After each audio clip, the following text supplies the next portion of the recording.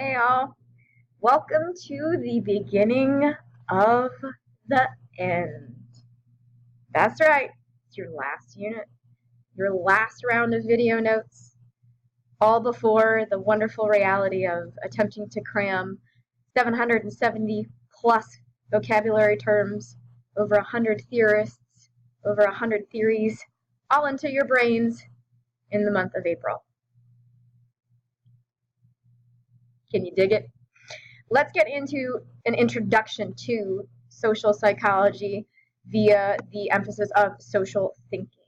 All right, so we define social psych as the scientific study of how ultimately societal dynamics can end up impacting our individual behavior, okay?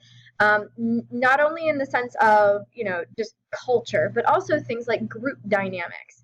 And things along those lines, okay? So the biggest emphasis of social psych is our sense of social cognition, the processes that we hold in our brains about what it is that we have been presented via the culture that we're in, and the impact that has on our perception and our perceptive processes. So through social cognition, each person creates a unique perceptory process of reality.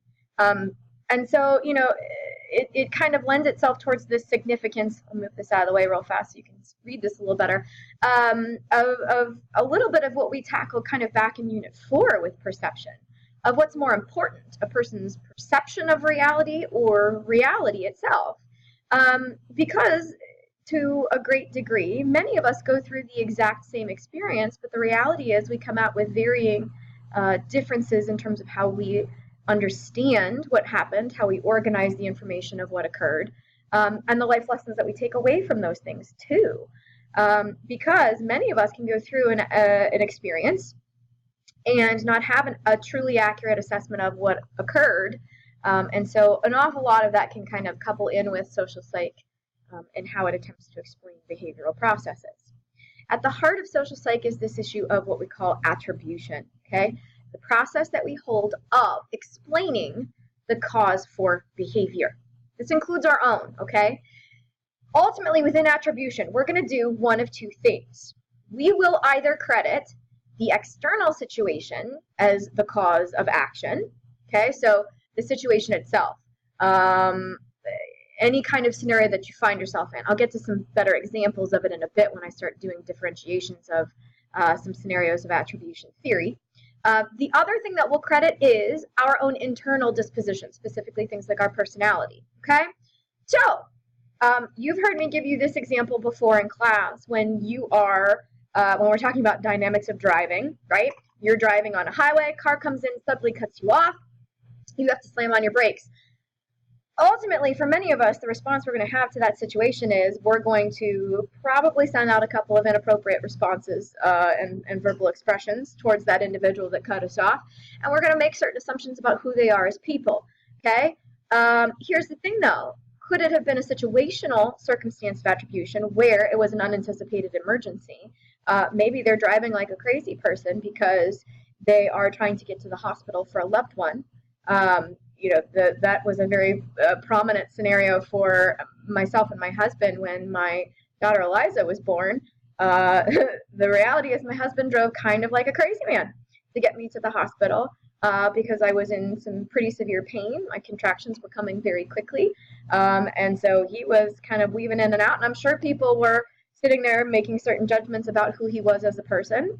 But more than likely, they were failing to recognize that his poor pregnant wife was in labor in the seat next to him and was totally okay with him driving like a madman to get me to the hospital.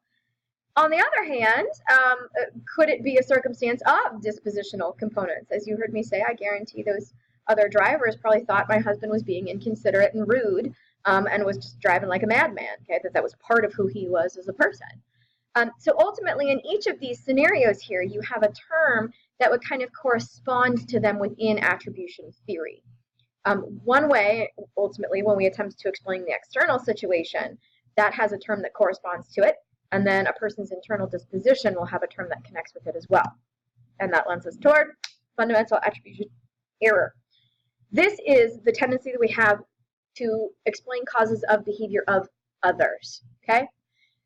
predominantly what we're going to do for other people, we will assume that the cause behind their actions is indicative of who they are as people, okay? So it's caused by personality traits and personal disposition. When it comes down to our behavior, though, we're far more aware of our situations, and so we are not as inclined to apply this to our own actions. A lot of times what we'll do is we'll apply it to situation rather than our actions alone. But for others, for strangers or for people that we know in our lives, we're going to assume that it's who they are as people. Okay, so another example would be, let's say you sit in AP psychology class next to a person who routinely fails to do their homework. Your automatic assumption of that individual is, well, they're lazy. Ms. Hogel harps on us all the time about time management. By this point in the school year, you should be capable of handling what she gives to you, yada, yada, yada. You are lazy. You just don't care. In that moment, you're making an assumption that the behaviors you're seeing there are an indication of who that student is as a person. It's their personality trait, right? A sense of laziness. Okay? What you don't tend to do is put focus on the possibility of those external scenarios there. For all you know, that student has a job that they work pretty much 4 out of 5 days of the work week, and they're up till 11 or 12 o'clock. And so in those circumstances, then that kid, they just can't handle getting their work done. Okay, so it's not a circumstance of laziness, they're just horrendously overextended. But because we're wired toward fundamental attribution error towards others, we don't take those circumstances into account. Okay? Now, within fundamental attribution error, you heard me talk about this, for ourselves, what we're going to do is we'll attribute a lot of our behaviors to different scenarios. Okay? So, if it's a good situation, our successes, we'll attribute that to who we are as people.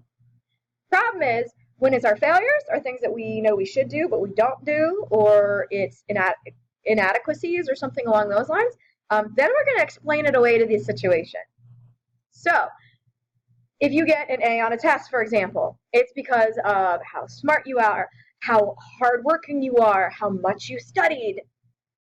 But go to another class, because all of us AP teachers, we love to give you guys tests all on the same day, right? Go to another class, you bomb that one. Maybe it's even my test, right? You get an F on it, and it's like, well, these tests are just so impossible. They're just too hard. They're unreasonably so. I can never do well on them. You know, things like that. Even pencil is too short. Shirt is itchy that day. I mean, like, truly, we are so wired to come up with as many rationalizations and excuses as we can for our failures. Okay? So, with this self-serving bias, we are prone through that bias to kind of excuse away the bad things that we do to the situation, but then take credit for the things that are successes for us. Okay, and so many of you guys have often heard me kind of call you out on this kind of stuff, but you just didn't realize what I was talking about just yet, so now you do. Let's talk about attitudes, okay? We'll kind of switch gears a little bit on this, but in many respects, attribution can be connected to attitudes. But when we define an attitude, what we're talking about is the beliefs and feelings that we have that ultimately end up predisposing the reactions we have to the world around us, whether it's the people in that world around us, the objects in that world around us, the events themselves. And so social psychs believe that our attitudes are created via 3 key pieces. Okay, the sets of beliefs that we have about an object or person or thing, okay, so the cognitive component, the feelings themselves about that object or person or thing, so we call that affective. And then we have the behavioral component, which is the way ultimately that we act toward an object, okay? So an example of this for yourself to kind of write down and keep in mind moving forward.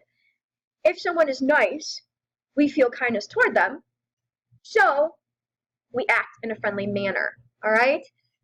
Much of this kind of lends itself into things. If you're sitting there finding yourself drawing a connection to this with that feel-good, do-good phenomenon that we've learned about in prior units, pat yourself on the back, because that's very much a circumstance of those 3 key pieces to the creation of an attitude, okay? You could even take this example and flip it around for yourself if you wanted to.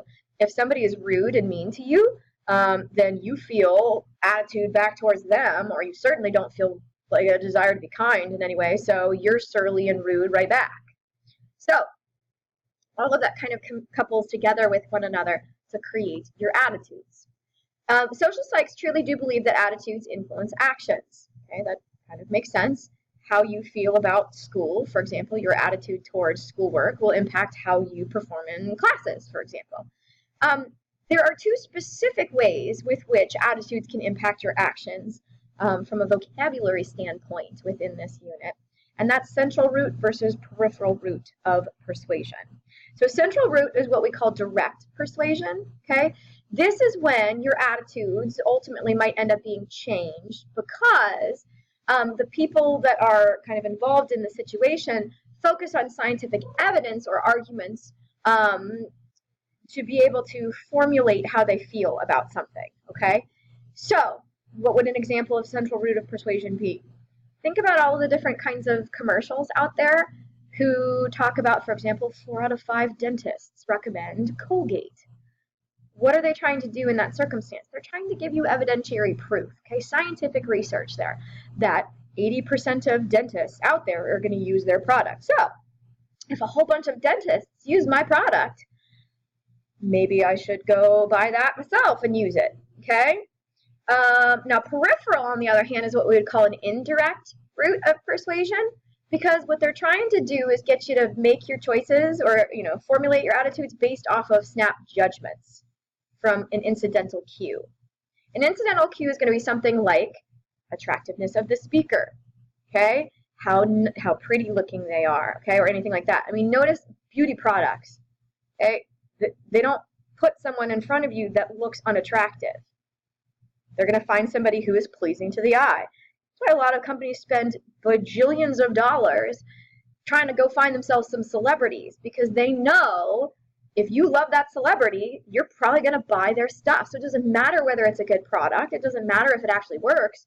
But the fact that you got, Michael Jordan selling Hanes t-shirts or whatever, like he used to do, a whole bunch of people are just going to magically start buying Hanes t-shirts. Okay? So those are your two attitudes influencing actions. Okay? It's also important to recognize that attitudes can influence a person's behaviors as well if outside influences are minimal. Okay? So as long as there aren't necessarily outside pressures, because we'll tackle the outside pressure piece in a bit, all right? It's important to recognize that we will follow our attitudes if those pressures are not significantly present, okay? Because, you as teens, you guys are very well aware of the impact of things like peer pressure and stuff like that, right? A desire to, feeling pressured by parents to do certain things or friends to do certain things. So if that kind of distraction ultimately is at a minimum, then you're typically going to follow your attitude, okay? Attitudes can also be kind of influential if it's specifically relevant to the behavior. So the more specific your attitude is to an action, then the more likely that your actions and attitudes will be in harmony with one another, okay? That you're not going to, for all intents and purposes, act like a hypocrite. So, for example, your attitude about running a mile a day is going to probably help predict whether you run an exercise on a regular routine basis, okay? I'm proud of myself for running for 15 seconds consecutively. So I think that does a really good job of demonstrating in terms of a predictive value what my attitude is toward being able to run a mile a day. Realistically, not going to happen. Another way that this could be influential is if we're very aware of the attitudes that we hold towards something.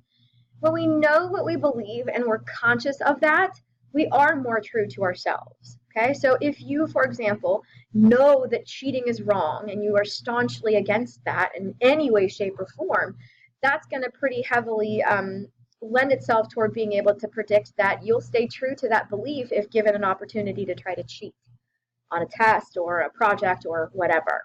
Okay, now let's move on to a couple of scenarios of further vocabulary connected to attitudes. Unfortunately, there's not really a spot for me to move myself in terms of this video, so we're just going to kind of keep it up here for right now and try to keep it out of the way of the majority of the information on this slide. So, when do attitudes follow behavior? Okay, So by that, what we mean is we kind of flip the circumstance around. So your cognition isn't necessarily impacting your actions. It's the other way around. The actions influence your thoughts, okay, and the attitudes that you hold. In many respects, this can be prevalent in scenarios of willingness to help others, or, you know, aspects of compliance, okay, towards certain directives. We'll talk about obedience and, you know, all that other kind of stuff in a bit, and multiple times throughout the unit. So let's talk about how all of this can break down in terms of the cognitive process kind of ultimately being impacted by the actions first. So the first scenario to take a look at is what we call the foot in the door phenomenon, okay? Your tendency to agree to a small request and then ultimately going toward larger ones in the aftermath of that, okay? What's the basic gist behind this thing? Well, if you want to get someone to do a favor for you, ask them to do small things first. A lot of people will, you know, you'll see this an awful lot in terms of sales, all right, where, you know, salesmen will get you to comply to small requests for them in terms of like, oh, I don't know, scenarios of buying their products, okay? If you buy one, why not buy a couple more, right? Well, if you're already buying one thing, they kind of have a little bit of a point there. Like, if you're already buying one, why not buy 2 more boxes if it's not that much bigger, right? If the whole goal for a salesman was to get you to buy 3 boxes in the first place, it's a smart move on their part to get you to agree to one first and then build up to that larger component. The unfortunate, sad reality is that people are very heavily influenced by the foot in the door phenomenon. Hitler was able to use it in the manifestation of his principles towards anti-Semitism in his reign in Germany. He didn't just roll it out to the German people initially that they were going to implement the final solution and attempt to eradicate an entire group of people from the face of the planet. He did it in small increments, okay? It was things like Kristallnacht, okay? It was things like harass people who own Jewish businesses, who frequent Jewish places, treat Jews themselves poorly. You know, then it was, you know, Nuremberg laws, where you start to kind of minimally and in small incremental ways take away their rights, start to dehumanize them towards the remaining of, you know, the remainder of the German people. Then build up toward, let's round them all up and place them into ghettos. Then let's round them all up further and place them in concentration camps. Then let's round them up all further and kill them.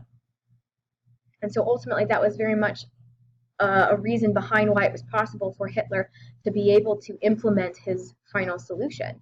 If he had attempted to say that right off the bat, that was the plan, more than likely that would not have gone over to the extent that he wanted it to, okay? Why is this the case?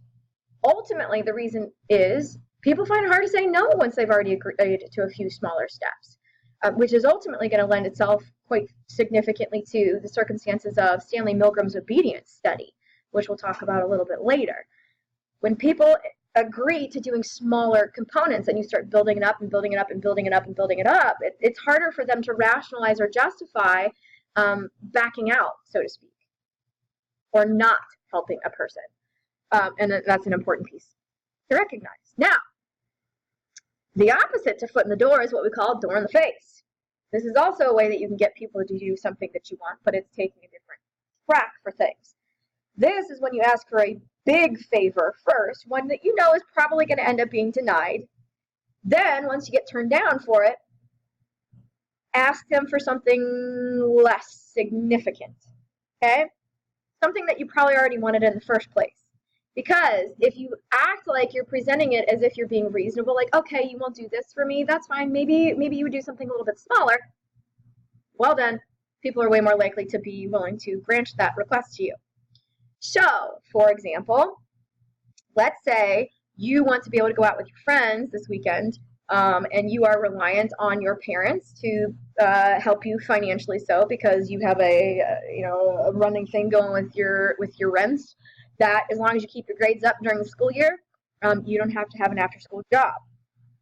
They'll make sure that you can go out and have fun, and they'll take care of you in that regard within reason. Okay. let's say you want to be able to, you really want 20 bucks to be able to go out with your friends this weekend and all that jazz. So what could you do? Go to your parents and say, hey, Mom, I need 50 bucks to be able to do all the stuff that I want to do with my friends this weekend. Obviously, parents are going to look at you like, what the heck do you need $50 for a weekend? It's 2 days out of a week. What's going on? Okay? Then here's the thing, though. If you say, okay, like, all right, I get it. I totally understand. 50 bucks was a little much. Could we, like, what about 20? Would 20 be okay? Like, 10 bucks a day, that's basically like a meal for me if I want to go out with my friends. But then they'd probably be more likely to give you that 20 bucks. By no means am I attempting to get you or teach you in any way to manipulate the people in your life. Please know that. Parents, if you happen to be listening to this while your child is viewing this video, please know I am not attempting in any way, shape, or form to educate your child on how to manipulate you to get what they want. However, this type of persuasion is very heavily used out in the real world. Okay, again, salesmen will use it. People will do this an awful lot in like the timeshare industry and things along those lines, or vacations or stuff like that. So it's just important to recognize how it's applicable in everyday life. Okay. So what else can end up causing actions to impact your attitudes? Your role. Okay, we'll talk about a little bit later about the significance of roles and things along those lines. But the reality is this: roles are powerful. Roles are for all intents and purposes, the behaviors that you are expected to act upon within societal structures. Okay, so for example, you know what the role is expected to be for a student. You know what the role is expected to be for a teacher. And there are certain behaviors that are supposed to correspond to each one of those roles, right? So, how important is that role? Insanely so. This is where Phil Zimbardo's infamous Stanford prison experiment comes into play. It was planned for 2 weeks. They had to shut it down after 6 days because the participants had devolved so significantly from their original personalities. They had allowed the roles to overcome them, that it became very clear to Zimbardo and many who were involved in the experiment that it was no longer safe mentally or in some cases physically for the participants to keep going with the study. Zimbardo himself ended up being so overwhelmed by his role in this study as the prison warden, because this is known as the prison experiment, where these college students were randomly assigned to either be guards or prisoners, and then to ultimately go through a simulation of the prison system via this experiment. Problem was, the guards, many of them started to become abusive and treat those who were in the role of prisoner in a very inhumane, unpleasant way. And we'll watch some stuff for you guys to be able to see this, because it truly is a landmark, although highly unethical, study that is quite significant to the field of psychology. Ultimately, it is so important to recognize that those roles overtook those individuals. And so, in many respects, a role that we assume can ultimately end up impacting our behaviors. And so that then in turn can affect our thoughts about what it is that we're doing. Okay? And in some circumstances, when our thoughts and our behaviors don't align with one another, and we become aware of those inconsistencies, that creates something called cognitive dissonance. Okay, so when we notice ultimately that our actions aren't lining up with our words, okay, so when we start to notice that perhaps we're being a little hypocritical, what we're going to do is then we'll feel a level of anxiety, right? People don't like to be hypocrites. You've heard me say that to you on numerous occasions. I don't like being a hypocrite. That's why whatever I expect you guys to do, I have done in some way, shape, or form myself, because I don't want to be that teacher that sits there and says, like, do all this work, kids, and then ultimately never hold you accountable for it or have just wasted your time. Here's the thing. When we feel that level of anxiety, we're motivated then to bring that, that dissonance, that break, back in line with one another, okay? And so this whole situation was studied very heavily by a guy named Leon Festinger. And Festinger was very heavily influenced by, or just very curious about what people do when they're presented with hypocrisies in their thoughts and their actions. Okay? The reality is this. We're far more likely to reduce the dissonance in terms of our attitudes than we are our behaviors, because it's far more difficult to change behavior, especially if it's become habitual for us. It's an awful lot easier for us to change an attitude. So let's give an example here, because cognitive dissonance is something that kids kind of do tend to struggle to wrap their brains around a little bit. Okay? Let's say you believe smoking is unhealthy, but here's the thing. Maybe you are someone who has occasionally, from time to time, ended up smoking a cigarette. Okay, you shouldn't, because most of you guys are under the age of 18. But regardless, let's say you go to a party or whatever, and the whole peer pressure thing, right? Like, people are smoking around you, people are doing other things that they shouldn't necessarily be doing. So you start to carry out those actions, right? Now, here's the thing. You think that smoking's unhealthy, but you are doing it. So there's a disconnect here. There's a dissonance. There's an inconsistency in your attitude and your actions. So ultimately what ends up happening then in this regard is the person is you. You're going to change your attitude way more than you'd be inclined to change your behavior. Okay, so you would just be motivated to adjust your thought processes toward this and say, well, I don't smoke all the time. And smoking is unhealthy only if you do it all the time. So I'm okay. So by doing that, ultimately what you're doing is you're trying to bring the actions and your behaviors back in line with one another so you don't have that anxiety of being a hypocrite. Someone asked me once, Miss Hogo, this sounds really similar to like a I don't know, kind of a defense mechanism thing along the lines of Freud, and I was kind of fascinated by that. I was like, well, elaborate here, give me a little bit. And they're like, well, it basically sounds like you're trying to like rationalize to some extent to make yourself feel justified or to provide some kind of logical response to what you're doing.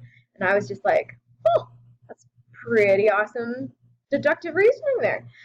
So if that's a way that might help you kind of remember this to an extent, that's cool. Just make sure that you don't get it confused as like a Freudian thing, because ultimately it's not. It was established by Festinger. And make no mistake, they will ask you about him. They love to ask about him on the AP exam. He's going to be one of the big theorists that you do need to know about. So make sure that you ingrain his name into your brain. Okay? So this is the end of your notes for this portion of Unit 14 content. We're going to do a lot of fun activities with Unit 14 in class together. This is by far one of my favorite units to teach because it's just so fascinating and so enlightening all at the same time. But as is always the case, if you got any questions, don't hesitate to ask.